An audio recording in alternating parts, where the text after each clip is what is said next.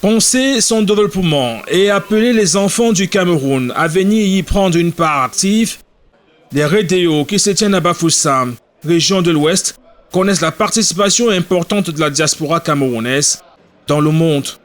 Écoutez, la diaspora est arrivée nombreuse, plus nombreuse que l'année dernière. Il y avait 82 diasporiens, l'année dernière il y en avait 80. Et pas seulement la diaspora de l'Ouest, c'est les enfants du Cameroun tout entier. Il y en a même qui viennent de l'extrême nord.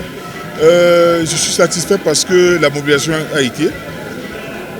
Des intelligences qui se mettent au service de leur pays en exposant les savoirs et savoir-faire dont ils sont détenteurs. Le professeur Peter Goubeyou partage ici son expérience, lui dont la compétence en matière d'agriculture industrielle est au service de l'Afrique du Sud depuis quelques décennies. Le professeur explique le modèle de l'éducation du pays de Nelson Mandela. Modèle qui produit des fruits évidents et qui devrait être reproduit au Cameroun et dans la région de l'Ouest en particulier. Et chez nous, en Afrique du Sud par exemple, c'est très différent ici. Ici, les enfants sont laissés à eux, entre les mains des enseignants. Chez nous, c'est différent.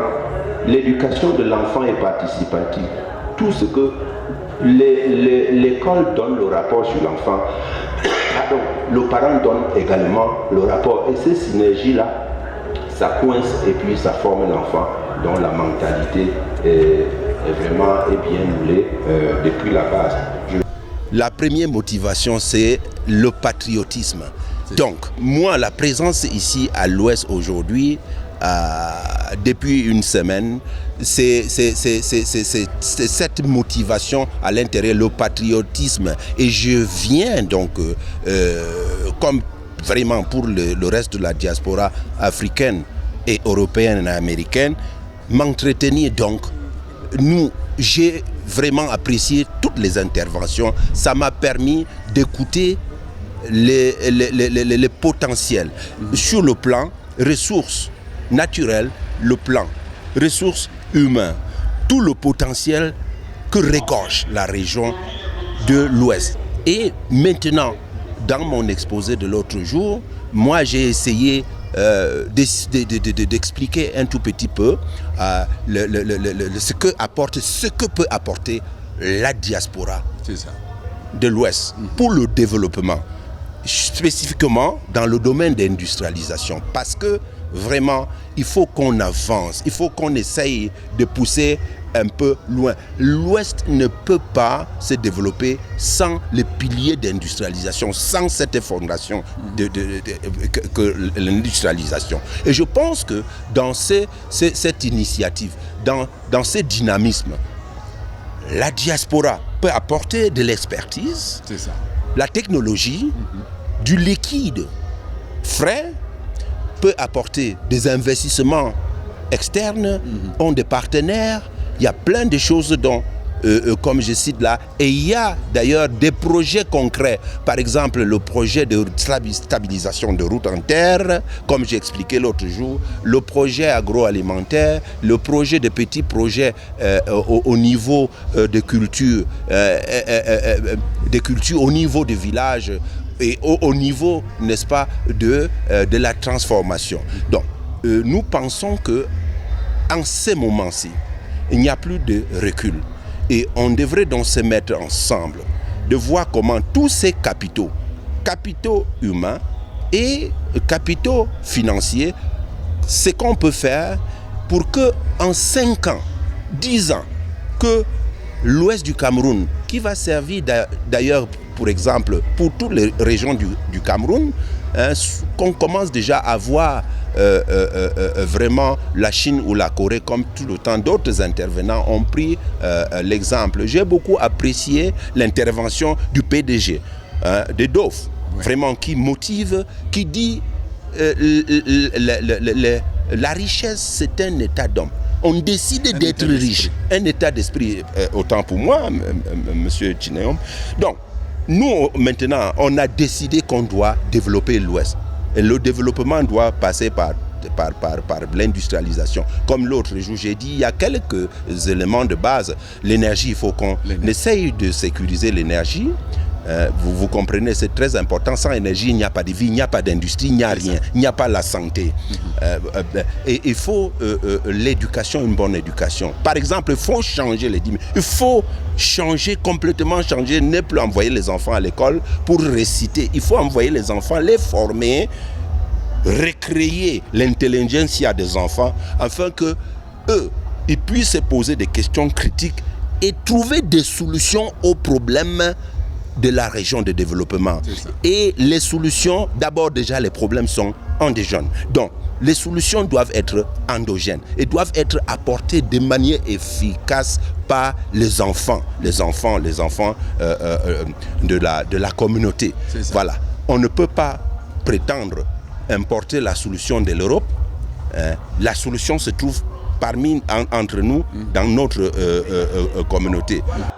Le domaine de l'agriculture, qui est le sien, doit pouvoir connaître la révolution sans laquelle il est impossible de passer à l'étape d'industrialisation. L'industrialisation on ne doit pas brûler les étapes pour autant. Il faut commencer à industrialiser au niveau artisanal, au niveau des paysans. Là où, comme vous le dites bien, j'ai fait un tour au village, je trouve que les mamans que j'ai laissées plus de 20 ans continuent à labourer avec la houe. Avec la houe, on restera au niveau, j'ai dit, de subsistance. On ne peut pas vraiment, même avec cette technique très rudimentaire, les familles, les mamans n'arrivent plus à se nourrir, pour ne pas dire envoyer les enfants à l'école. Alors ce que je préconise, ce que nous préconisons, c'est que, comme je vous ai présenté l'autre jour, certains partenaires sud-africains. Vous savez, l'Afrique du Sud est un pays en Afrique, mais quand même, sur le plan d'industrialisation est très avancée. Alors, de l'Afrique du Sud, nous sommes en train de prévoir comment est-ce qu'on peut amener les technologies sud-africaines. Par exemple, les petites laboureuses, vraiment qui labourent 1000 mètres carrés quand même par jour ou par heure. Vous voyez, qui va rentabiliser les préparations de terrain pour le semis, la protection, les petites techniques plus améliorées, et même jusqu'aux différents types de semences qu'on peut, parce que vous savez, je prends l'exemple de maïs, avec les semences vraiment très vieilles que vous avez là sur un hectare de maïs par exemple, on a moins de 2 tonnes, alors que les semences améliorées, recherchées, valorisées par les Camerounais, est-ce que nous on peut amener de l'extérieur? On peut avoir 8, 10, voire 12 tonnes de maïs, par exemple, par hectare. C'est ça. Voilà. Donc, on envisage dans ces types de technopoles où les petits outils de culture aux petites technologies, machines de transformation, de préservation et de transport vers le marché. Et puis maintenant, nous envisageons donc l'industrialisation du secteur agricole à une plus grande échelle. Je prends seulement 2 exemples. Le maïs, la production de maïs. Le Tagny, M. Tagny, le PDG de Dove, nous a conseillé, nous rassure là, et insiste que si vous voulez faire du maïs, plantez, il a même pris l'exemple, sur 5000 mètres carrés à l'ouest, si vous ne faites que du maïs, à moins de 5 ans, vous serez milliardaire. Et je valide ces modèles parce que nous, on a un projet de maïs sur 20 000 hectares, par exemple. Bien sûr, il n'y a pas de terrain à l'ouest, mais on peut procéder par la méthode de culture coopératif. On regroupe les petits planteurs qui ont des petites superficies, on les donne les techniques et les moyens de grande productivité et par exemple les semences de qualité et tous ces petits outils très efficients. Et on collecte donc le maïs et on les achemine vers les grands consommateurs, d'abord seulement localement. Il y a SPC et il y a les brasseries du Cameroun, et il y a aussi le marché mondial. Il y a donc, tout ça là, on va produire petit coup et à une chaîne de valeur plus élevée, le planteur va gagner, l'économie sera boostée. Et c'est dans ce genre de chaîne de développement que l'industrialisation va vraiment prendre de l'ampleur après 10-15 ans. L'ouest du Cameroun pourra commencer à se comparer aux pays comme l'Afrique du Sud et d'autres pays qui ont eu l'indépendance comme nous dans les années 60. C'est ça. Avec tout ce qu'il y a eu comme échange, nous permet aujourd'hui de se poser des objectifs clairs. Et on va donc travailler après Bafoussam avec nos compatriotes qui sont encore dans la diaspora, parce qu'ils n'ont pas, c'est pas tout le monde qui a eu la chance d'être là. Travailler avec le conseil régional, travailler avec d'autres départements ministériels comme pour la jeunesse, travailler avec d'autres ministères, des ministères tels que le ministère de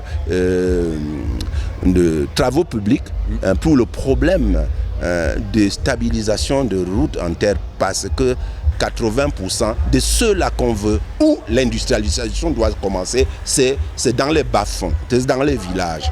Donc, alors cet optimisme, je dis, pour moi, c'est la boussole, c'est ce qu'on appelle en anglais des route maps. Moi, je propose que chaque diasporien parraine un projet à la base, soit au niveau rural, périurbain ou urbain. Et imaginez les plus d'1 million de la diaspora de l'Ouest qui sont éparpillés dans le monde, et que chacun parraine donc un projet. Ça veut dire que en un an, on a 1 million 500 de projets rentables.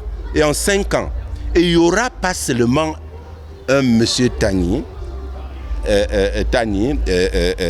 PDG d'OFF, il y aura au moins 500 000 potentiels milliardaires. En 20 ans, l'ouest du Cameroun sera un grand berceau des milliardaires camerounais. Et on peut également, et cela aura ce qu'on appelle en anglais l'effet ripple effect. C'est-à-dire que les autres régions vont copier, parce qu'on ne peut pas se développer seul.